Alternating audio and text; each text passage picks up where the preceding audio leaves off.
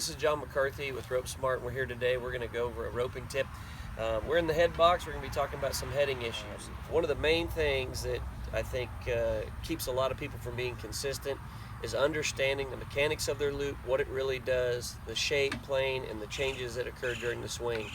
When we're talking about consistency, which really is everything in today's team roping world, it doesn't matter really how fast you are. Starts to play an effect, but first and foremost, you have to be consistent. Being fast once here, once there, being inconsistent never makes you a true winner. So on the buildup of the loop and what the spoke actually affects is what we're going to talk about today.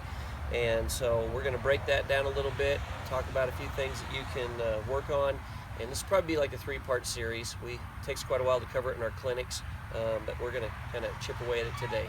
So we thank you for being along with us, and let's get started. Okay, without getting too long-winded and going into this too far, I do want to break the loop down real quick.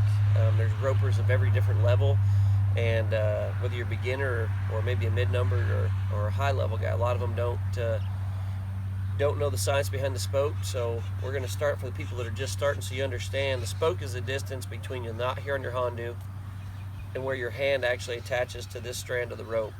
So this section right here is what we identify as the spoke. This length is what changes when your loop kicks open, basically how it flies.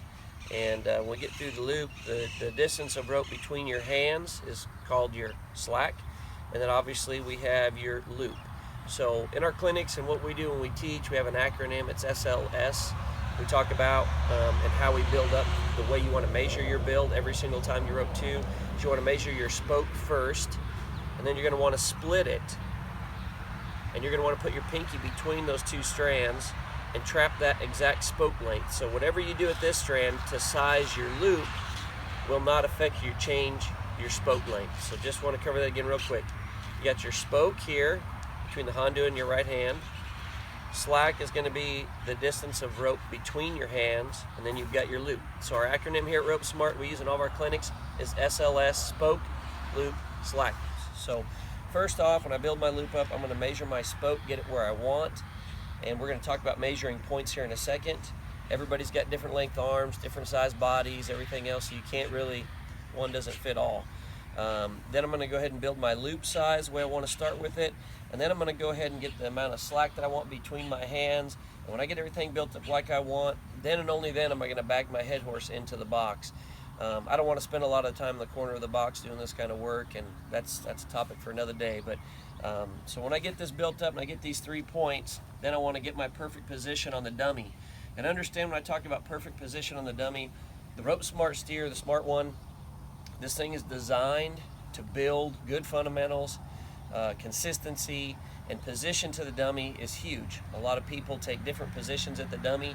We want to replicate on the ground what we're going to do horseback. If we're not doing on the ground what we're going to do horseback, I don't understand how anybody would think that it would transfer. So if you're walking back and forth up the hind end of your dummy, but yet you want to go up there and try to rope wide, rope left, hands, shoulders, everything you do is going to be different. So with the Smart One, what we do is we just stand behind it.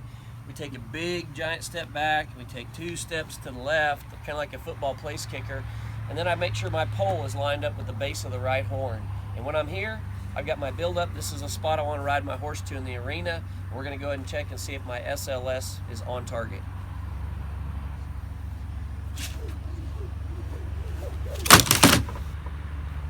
Good snappy head loop. Okay, so the tip I'm going to give you today is just simply how to achieve good consistent loop buildup. So every time you throw, you're getting the same result. We're going to work from our sweet spot, which should be right up there, as I say, right up in the middle of them. Get perfect angle, get them roped. So on the spoke buildup here, what we use, we're in our clinics here, we're trying to help somebody achieve this. What I want you to do is make sure you get yourself a roll of black electrical tape or colored electrical tape. And what I want you to do is I want you to go ahead and when you first start building up your loop and you think you're going to rope, before you throw a loop, I want you to go ahead and I want you to tape where your thumb and index finger stop for measuring your spoke, and then on your loop, and then over here on the slack, where your slack meets your left thumb and index finger in your coils. Mark those 3 places. And what I want you to do is go ahead, without making any change or roping your dummy, walk up, and I want you to rope the dummy. Things you want to analyze and look for is when you pull your slack, do you pull it and there's a bunch of looseness in your rope. That tells you you've got problems in your loop buildup. If your loop is hitting them, and the Honda's hitting them right on the back of the head, and it's coming around the front and splitting the horns, you got improper loop buildup. If you're already roping one of our dummies, that loop would never go on in the first place, and it would hit right here, and it's going to kind of come across and kick the rope down into the front of the dummy, and you know that you have improper loop buildup. And I'll kind of show you a couple of those, what kind of happens when we get things out of whack and missized. I'll throw a loop here real quick. It's going to hit that pole and it's going to send it right around the front of it. That right there was a loop that would be built up to catch a steer based on the old traditional teaching of the Honda should hit a steer right in the back of the head. And real quick, without getting into a bunch of detail, because that's a whole nother topic, I want to just illustrate something real quick here. When our loop opens up, if the Honda actually hit the steer in the back of the head,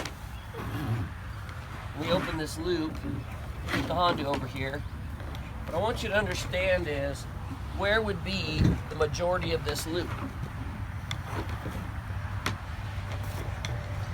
Okay? The majority of the loop would be way, way out in front of the steer. If you got it on both horns with this loop, you're going to be catching front legs, wave-offs, and necks. When you actually have the proper loop buildup, when your loop kicks open, the steer's head should be in the center of the loop, and only when you draw your slack down, or after you rope, you should see this slide down and lock at the base of the left horn. So this is what we're trying to achieve. Huge coverage area, proper loop opening. And understand again, our RopeSmart steer will help you identify if you have improper loop buildup, also help you achieve it and maintain it. So this is what we want to see, and this is why we always talk about it on our dummy, where the size of the horn sometimes aren't near as important as the action in the loop, the proper buildup of the loop, because as you can see, this loop, when it's open, even on small horns, could have covered horns that are twice as long. But with this pole in there, you're not going to get over that if you have improper loop buildup. Okay, so quick little recap. I want you to build your loop up, rope with it. If you, after you rope, you have a bunch of slack in your loop, and say I pull my slack and it looks like this, or it falls around and gets the neck and I pull it, and it's real loose like this, I've got way too much in between my hands and I'm basically delivering too much rope. The other thing that's going to cause a real sloppy loop is if you build this really, really big loop. And mind you, with our beginners, I know some of you have been to our clinics and watching this and thinking, well, you told me to build a great big loop to start. We do weight the loop, so to speak, put some on the end of it, build it bigger to get more centrifugal force so you can kind of feel it. But when we're actually going to get onto live cattle, we want to size this thing down and get it exact. So, but that's another thing, that you could have everything else done right. When it goes on here, you're going to pull your slack and you're going to have a real loose loop. You're not going to have tight. You're going to turn your horse and it's going to just be on a slack rope when it comes tight. There's a lot of things that affects handle, workout on your horse, danger to your hands, a lot of things. So what we want to see is we want to see it come tight, stay tight around the horns. When we draw a knot, can almost bump the dummy. The other thing is if I build up really, really small and get a lot of tightness to my loop, when we do get the loop over, and mind you, it doesn't work real well with our pole, but what'll happen is you'll see a guy, let's get this up here on the horns. And you see a guy pull slack and start jerking his dummy around. And you don't want to have it to where it's so tight that you teletype or send a message to your horse that your rope is tight. Believe me when I say, if a horse can feel a fly land on his butt, if you jerk and put pressure on your rope, a horse is going to feel it and start moving on you. So if you're roping real short and you're pulling, your horse is going to feel that and he's going to start stepping, and it's going to cause you problems with your dallying. That's a tip for another day. So what we're really shooting for is we want a spoke length that's going to give us good coverage. Make sure we rope both horns in the center of the loop. Now mind you, again, if you've got one of our dummies, it's going to help you identify this immediately. If you're sending the loop around the front of the pole roping both horns, or you're just T-boning this and you can't rope both horns at all, you're going to go straight to your loop buildup. A in the alphabet, first thing you want to do is have proper loop buildup. So again, I'm going to go ahead and cover our SLS. I've measured out my spoke here. Loop size, I'm going to match it up. Now my loop, where I've got that sweet spot marked, I mark them both, so when I go to start my loop, I just basically split my pinky, put these two together, cross my loop over and make that trough in my hand. But this gives me the perfect starting point every single time. Over here in my coil hand, I've also got it marked where my forefinger and thumb are going to be, and I'm ready to go ahead and get my distance, kind of like a place kicker on my ground dummy. Again, I want to make sure my drills are precise. I want to replicate them on horseback and get here and we're just going to see what it looks like.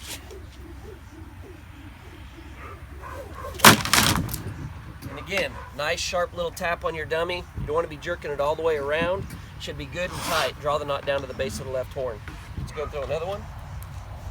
Again, I'm going to find my spot on my spoke, match it up with my loop size, split it with my pinky, cross it over. I got my mark here. Be up my 45 line, that pull up to the base of the right horn. Again, good, nice, tight loop. So, as you're fine-tuning your roping, and you want to get your A, first letter of your alphabet correct first, start off by marking your spoke, then your loop, build your loop size up, and get the slack correct between your hands. There's some precise measurements that we do give people in our clinics. If you'd be interested in those, feel free to email us at promotions@ropesmart.com. I can get you some numbers that you can start playing with in the beginning.